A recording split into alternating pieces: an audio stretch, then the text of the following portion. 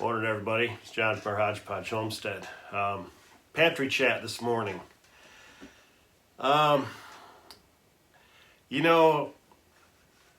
were gone for 3 months off of YouTube. I kind of wanted to have this discussion with Heather, but I think it's just something we need to get done so we can move forward with our channel. I think what really happened were some homesteading doldrums,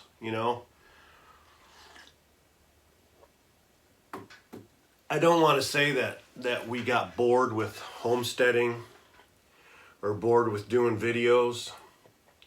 I think we just kind of got complacent in our lives. The garden was in place. We didn't have to do any more weeding.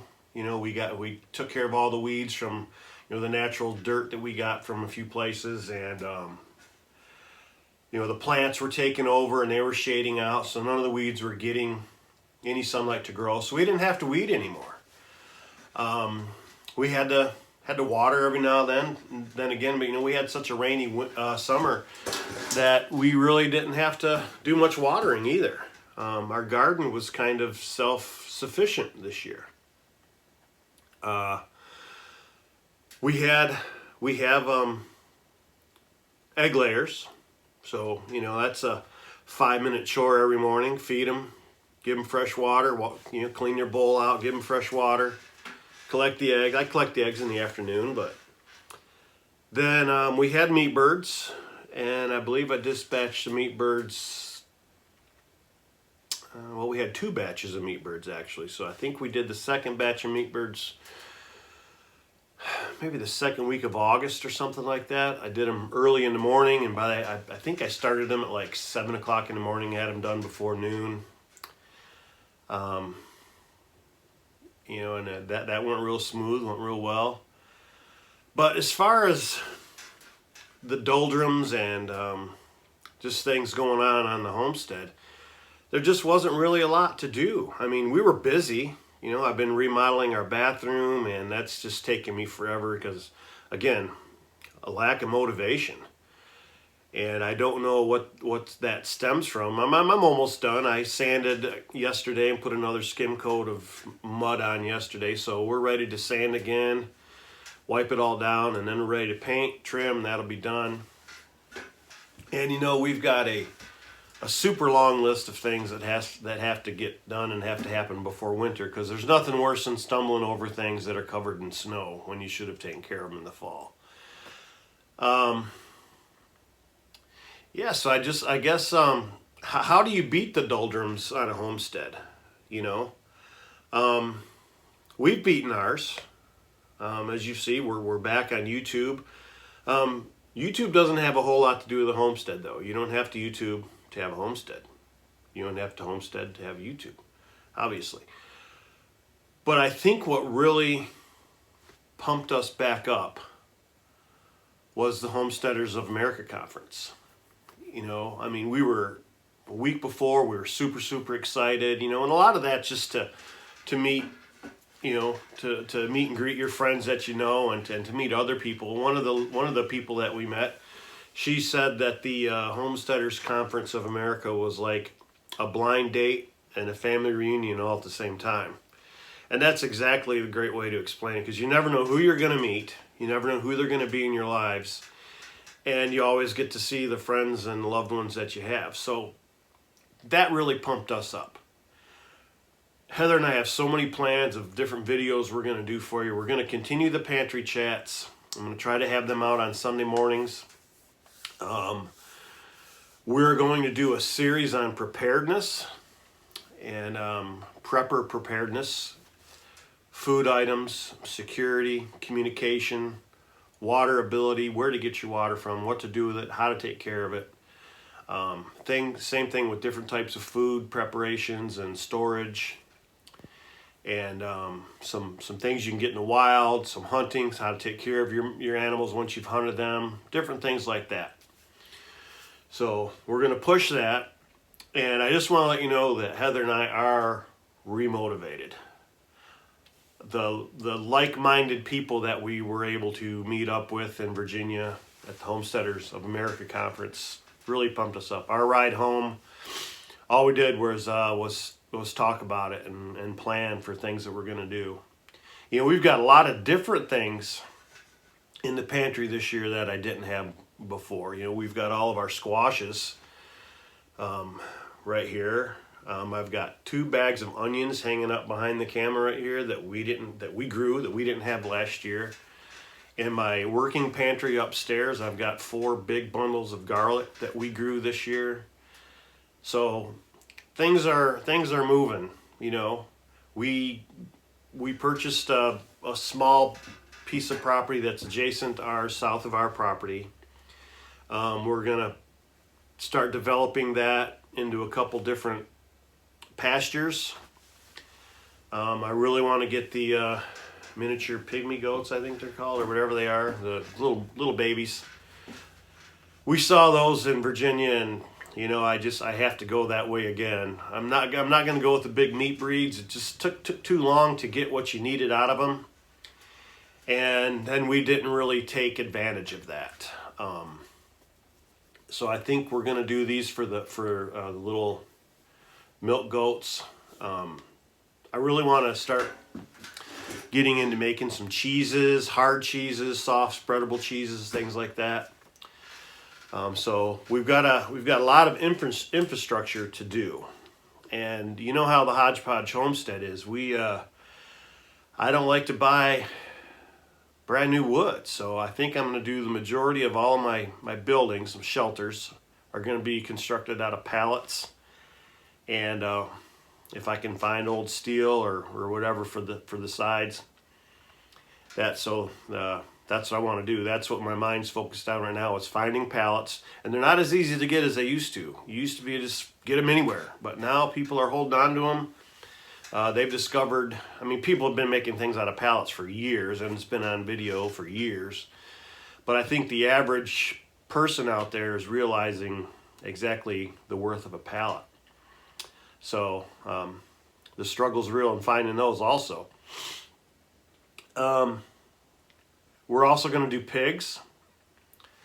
So I've got to build some infrastructure for pigs again. That's simple though. Pigs are so easy to do, so easy to raise. I've got all like my pig water, and I've got all that, the floating heater and that kind of stuff for them. So that'll be easy. And I think we're going to do a small Jersey type milk cow.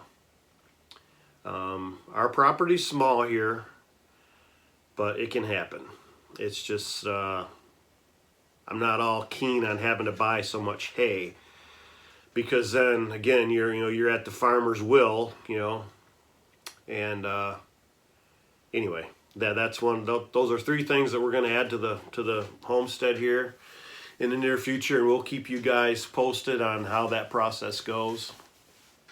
I guess the biggest thing I want to talk about today is, how do you get motivated and remotivated on your farmstead or homestead if you don't have the ability to share the like-mindedness, like-minded people? There we go. What do you do if you don't have that ability, you know, and don't have the neighbors or the friends or, you know, the connections that Heather and I are fortunate to have through YouTube and through Homesteaders of America? The best way to do that would go to your farmers markets. I know most of them are over now, but you know, go talk to the people at your feed mills. You know, they might know other people that, you know, you could get in contact with. Put your number up on a bulletin board. Hey, if you're a homesteader, I'd like to chat with you. You know, there's definitely people around your area. When we were in Virginia, we actually ran into a fellow homesteader who lives just a few miles away from us, and that's pretty cool. So we hope to get together with that person and have a coffee and have some chats and keep the motivation rolling. Keep the ideas coming through your head and into somebody else's head. You know, that's how you grow. That's how you learn. The homesteader, I highly suggest, if you're into homesteading, you're just starting, or if you've been doing it a long time, join the Homesteaders of America. You know, it's all people with the same mindset. You feel comfortable with these people. That's a lot of things. My family is starting to get it. They're really starting to realize, man, we go to the store, there's some empty shelves. We go to the feed mill, or my family doesn't go to the feed mill, but other people, like my family, they'll go to a hardware store or they'll go to the sporting goods store, and things are lacking, So we really got to get together with everybody, and if I find something in the store, I put it out there. Hey, everybody, if you're local, Walmart's got this, or if you're local, TSC's got this. It's like, especially with like canning lids.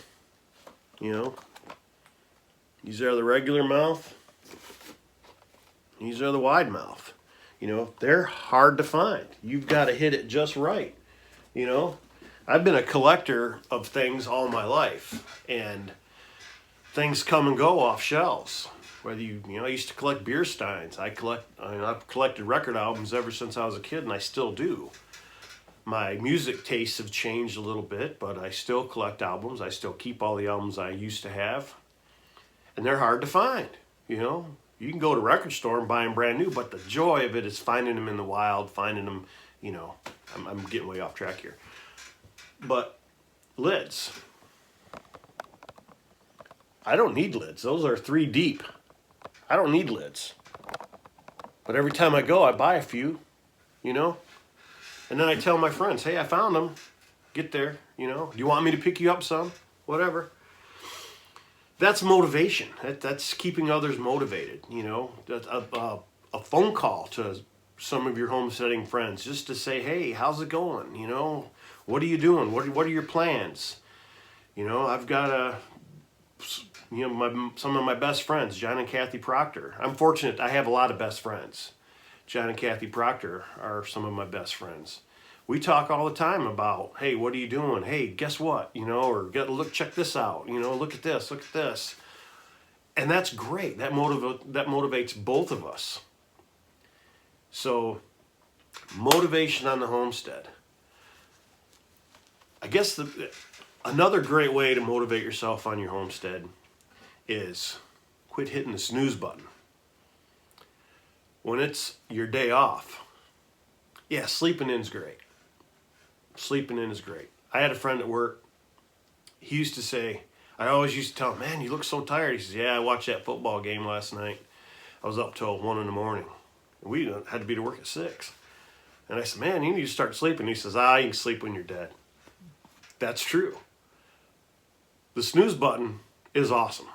The snooze button is for those days when there's a snowstorm or it's raining so hard that you can't go outside and do anything. That's when the snooze button's for. Regular day basis, get up. Get your coffee rolling, start doing what you need to do. That motivates you to do the next thing. Heather and I have really decided to start putting things down on paper. What do we have to do? What do we have to accomplish? And when does it have to be done? So right now, and I'm not saying a honey-do list. I'm saying things that need done on the homestead with a timeline. Because Mother Nature's coming and winter's coming here in Michigan. So we have things that we have to do to get done. And each time you check one of those off, that's motivating. It motivates you to get to the next one, and then to the next one, and then to the next one. Before you know it, you've either added to your list or your list is done and you start a new list. We're doing that with our stores. What are we shy on? What are we lacking? Okay, we went through my chart on the wall. I went through this many cans of whatever last year. So I know how many I have to start with. So we always try to keep that number pretty strong. Where are our spices at? What kind of spices do I have to, and I'm looking right here and I've got, what do I have on there? 1, 2, 3, 4, 5, 6, 7, 8, 9. 1, 2, 3, 4, 5, 6. That's a lot of jars of food or of spices up there. And out of all those jars, let's see, I got celery flakes. I'm really, really shy on celery flakes. I'm really shy on sage, and I don't know why, because I've got huge amounts of sage over there. Thyme I'm shy of. Thyme powder I'm a little shy on.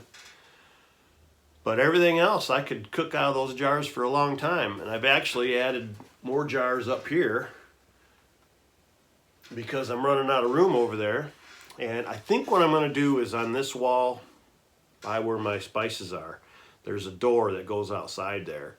I think I'm just going to not even use that door anymore, and I might pull shelves this way. I don't know. It's a good exit if I ever needed it. So, I don't know. Maybe we'll rethink that idea too. But anyway, you know how that goes. I'm always thinking of something, thinking of the next thing, and trying to do it on the dime. Not that I'm cheap. I'm frugal. Hodgepodge Homestead. Waste nothing. Okay. Remotivation. I'm hoping that this is motivating you to talk to other people, to find a community that are like-minded. I don't have all the answers on how to do that. I've been fortunate, and that's kind of come to me.